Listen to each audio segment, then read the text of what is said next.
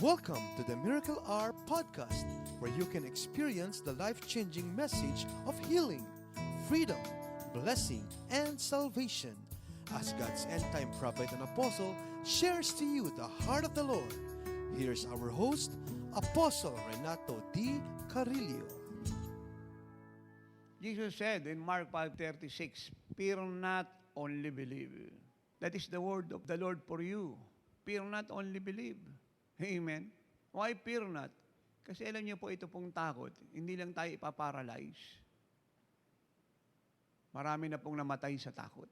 Ito po ay katotohanan, and many believe this truth, na marami po ay namatay, hindi po dahil sa COVID-19 virus, kundi dahil sa takot na naririnig sa balita, television, radyo, dyaryo, Facebook post, at iba't iba pa pong pinagdaanan po ng mga news na ito.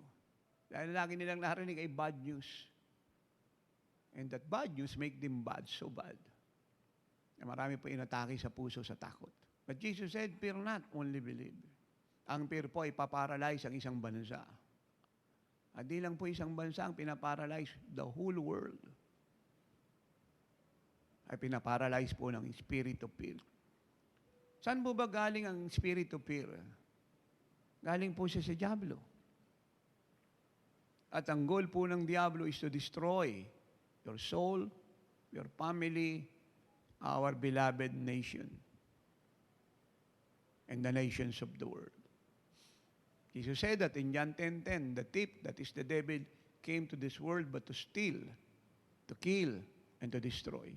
At alam po ni Satan na ang time niya ay maigsi na lang, at siya po ay nagti-triple time, na nagnanakaw, nagwawasak at pumapatay ng mga buhay. But praise God, Jesus said He came to this world to give life and make that life more abundantly. So Jesus said, "Fear not, only believe."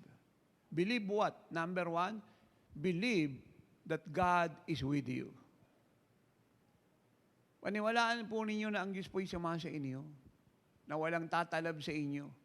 Walang COVID-19, virus, bacteria, germ, mikrobyo at gawa ni Satan ang tatalab sa inyo. Dahil ang Diyos po ay sama sa inyo, si Jesus po ang inyong naging balutit kalasag. You must believe that. Believe na hindi niya po kayo iiwanan o papabayaan man, yun po ang sabi niya.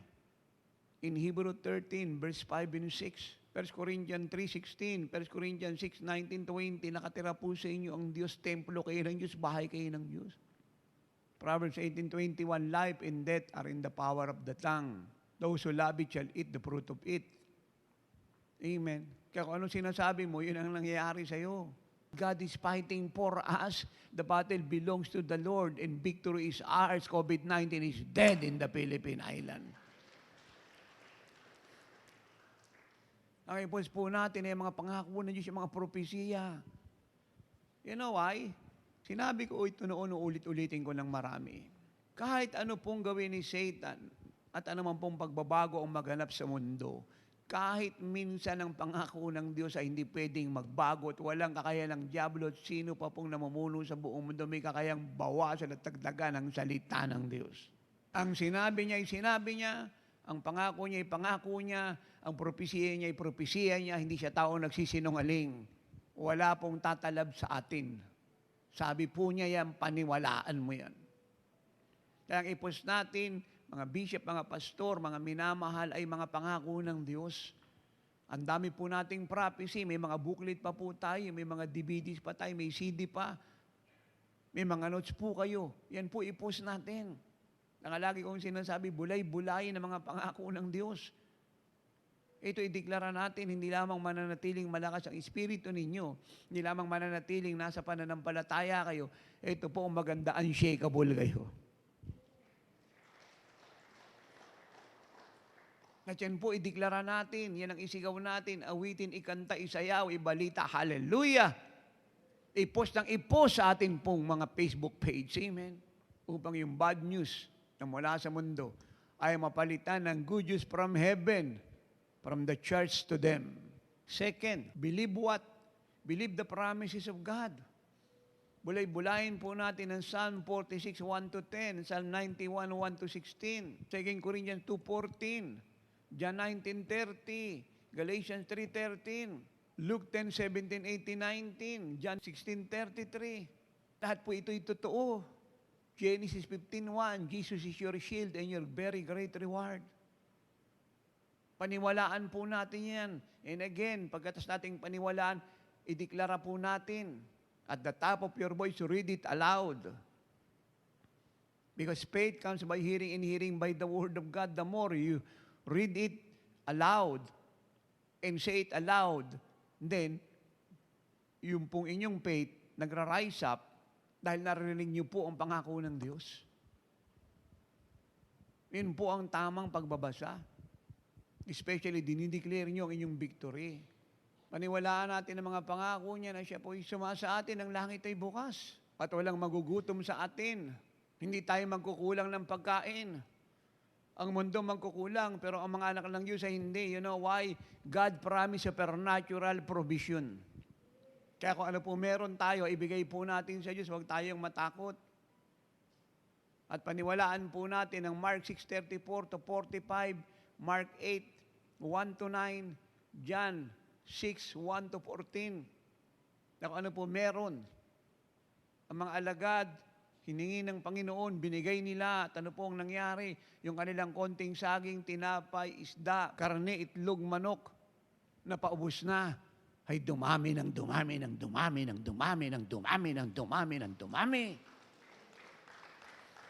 Kaya wag po nating i-stack ang pera ng Diyos sa ating mga bahay dahil tayo po ay natatakot na baka mawalan tayo ng pera, hindi tayo makabili po ng pagkain kailangan natin. Fear not, only believe. Patuloy tayong maghulog ng ating mga ikapu, ng ating po mga pledges sa television, radio, mission of love, dwelling place, at magdagdag pa po tayo. Huwag tayong matakot na mawalan. Please look to God. Believe His promises habang binabawasan ng pera, dadami ng dadami. Habang ginagas, dadami ng dadami. Habang binibilang, dadami ng dadami. Habang binibigay sa Diyos na puno ng pananampalatay, pasasalamat at panalangin, siya po'y minumultiply ng Panginoon pabalik sa inyo. Huwag po tayong matakot, magpatuloy yung magbigay. Huwag po tayong umasa kung kani-kanino. I'm here to prophesy to you. God promised supernatural multiplication of possession.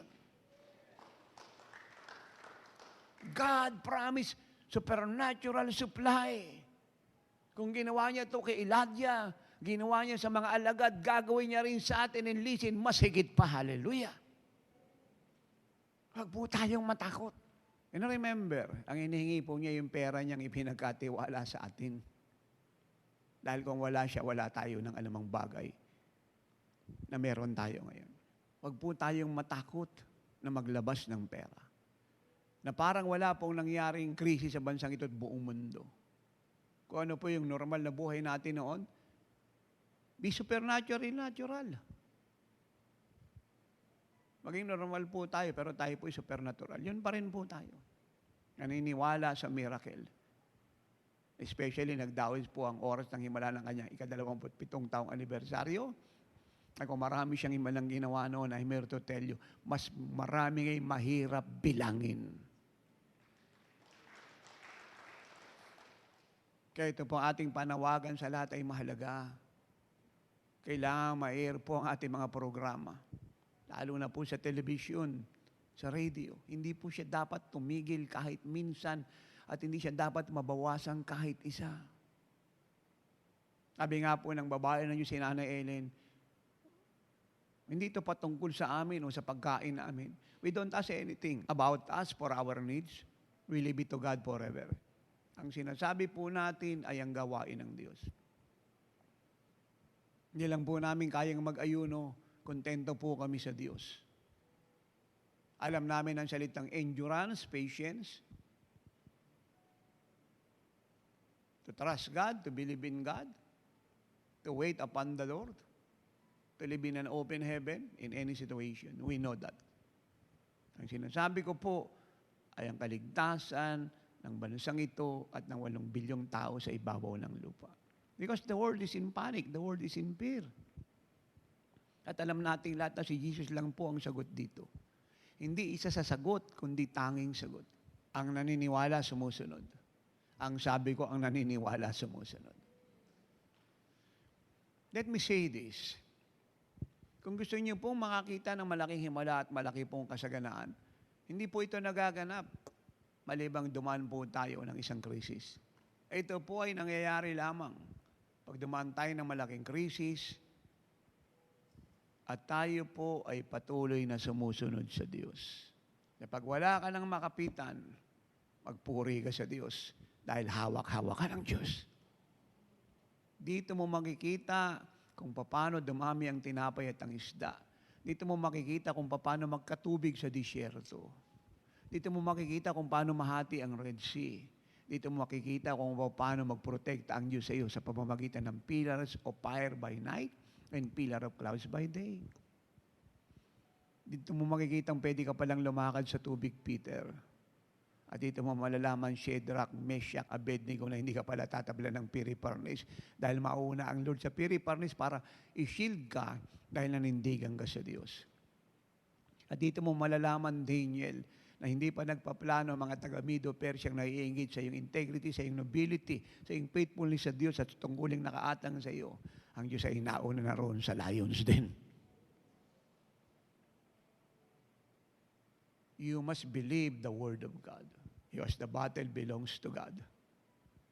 God is fighting for us and victory belongs to us. And third, believe what? Believe you have the power to destroy the works of the devil. Jesus said that in Matthew 10, 17, 18, and 19, and I quote him. Sabi ng mga alagad, Panginoon, yung mga demonyo sumusunod sa amin sa pangalan mo. That is verse 17 of Luke 10. Verse 18, Jesus said, nakita ko si Satanas nakagaya ng kidlat na nahulog mula sa langit. Amen. At siya nagpatuloy. Ang sabi niya, binigyan ko kayo ng kapangyarihan para tapakan ang mga ahas at mga alakdan, durugin ang kanilang puwersa, sirain ang kanilang kaharian. Amen. Amen. At walang gawa ng kaaway ang tatalab sa inyo. Ayan. Malinaw po ba yun? Walang gawa ng kaaway ang tatalab sa inyo. So rito makikita po natin, we must believe na binigyan niya tayo ng power at authority para wasakin ang gawa ni Satan. Hindi katakutan, wasakin. Dahil yung kinakatakutan ng mundo, takot sa atin kasi alam ng diablo na meron tayong kapangyarihan, sobra-sobrang wala siya. At ang tanging exempted sa virus at sa gawa niya ay tayo. Kaya imbis na atakihin ng diablo yung bishop at mga pastor at mga so-called deeper deliverance minister, tayo umatake sa diablo na takot sa atin. Amen? So malinaw po yan. Luke 10, 17, 18, 19. Binigay niya tayo ng power, authority, at immunity. Wala raw pong tatalab sa ating kahit anong gawa ng kaaway. You must believe that. Amen? And we must believe that we have the power to destroy COVID-19. Hindi lang po COVID-19, let us go beyond COVID-19. Matagal na pong pinapadestroy ng Diyos yung gawa ni Satan sa buong mundo. Noon pa yan Kaya nung inorganize ng diablo itong COVID-19, ito, kita niyo buong mundo. Kasi bago niya po pinaputok ang COVID-19, inorganize niya na ang lahat. Lahat. Dadaan to ng media, buong mundo, dadaan to ng mga presidente, hari, emperador, you see? Kaya buong mundo sa isang kisap mata, yan. Ang kalagay, ganun kabilis ang pag-spread ng news na para bang nag-uusap-usap yung lahat ng leader sa buong mundo na magkaroon ng lockdown. Nakita niyo sa isang kisap mata, saglit lang, weeks lang, yung buong mundo napaabutan. Inorganize niya Actually, ito pong virus na ito, training to ng diablo sa buong mundo. Na ganun kadaling napasunod niya ang buong mundo. Oh my God. Are you learning? Are you hearing God? Kapag tininan po natin yung susunod sa panahon sa Great Tribulation, saglit na lang pong ipatupad niya kasi nagawa niya na ngayon Yung control ng pera, yung pagkaroon ng one world currency, yung cashless society. Wala nang iba't ibang currency. Malinaw po ba ito? Pero ito po ang good news. Ito po ang good news. Hindi po tulog ang Diyos. The battle belongs to God. The Lord is fighting for us. Lahat po ng gawa ng diablo ngayon, mukhang pinapayagan ng Diyos. Sa kadahilanan ng buong mundo ngayon nasa takot at magsisimulang tumawag sa Diyos. Ito po ang susunod na gagawin, dalawang bagay. Listen, church. Una, ito pong nagaganap sa buong mundo ngayon na inaalaw ng Diyos. Una, ang reason, ginigising niya ang church. Noon ko pa sinasabi ito, I remember sa cinema, nag-prophecy na ako. 2008, especially 2012, inulit-ulit ko rito, inulit-ulit ko pa rin, ginigising niya ang Diyos, ginigising niya. Dahil ito ang gagamitin niya. Walang iba. Ikalawa, hinahanda niya ang buong mundo sa dakilang apostolic revival.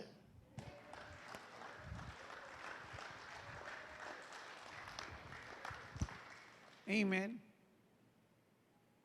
Kaya inuutusan niya ang lahat kayo mag-pray na mag-pray. Dahil ito pong ating walang tigil na prayer and fasting is the key for God's visitation to our nation into the nations of the world. Amen. So we must believe God that He is in us. We must believe God is in us. We must believe His promises. And lastly, we must believe na may power tayo para wasakin ang virus, ang lahat ng sakit at karamdaman, lahat ng gawa ng diablo ay wasakin lahat. He gave them power over unclean spirits to cast them out, yan, and to heal all kinds of sickness and all kinds of disease. Lahat daw po ng sakit at karamdaman ay pagaling. Ano po utos ng Lord? Ito yung power. Laban sa mga demonyo, laban kay Satan, laban sa mga unclean spirits na yan. Una, i-cast out nyo sila. Yan. Ikalawa, pagalingin nyo ang iba't ibang klase ng sakit at mga karamdaman.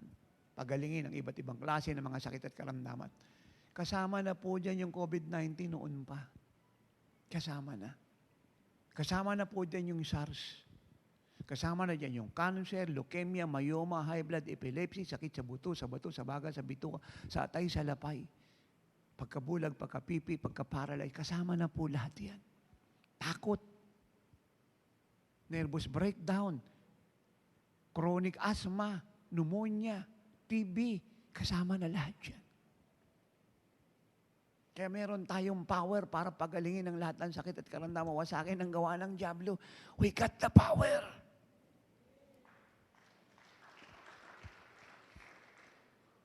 Amen. Amen. Especially ngayon, wala pong lunas na didiscovery pa ang buong mundo, mga scientists at medical expert para gamutin ang COVID-19. Pero meron tayong sagot at na-discovery na natin na matagal na pong lunas sa COVID-19 na lahat ng karamdaman. Sino po yun? Si Jesus the Healer.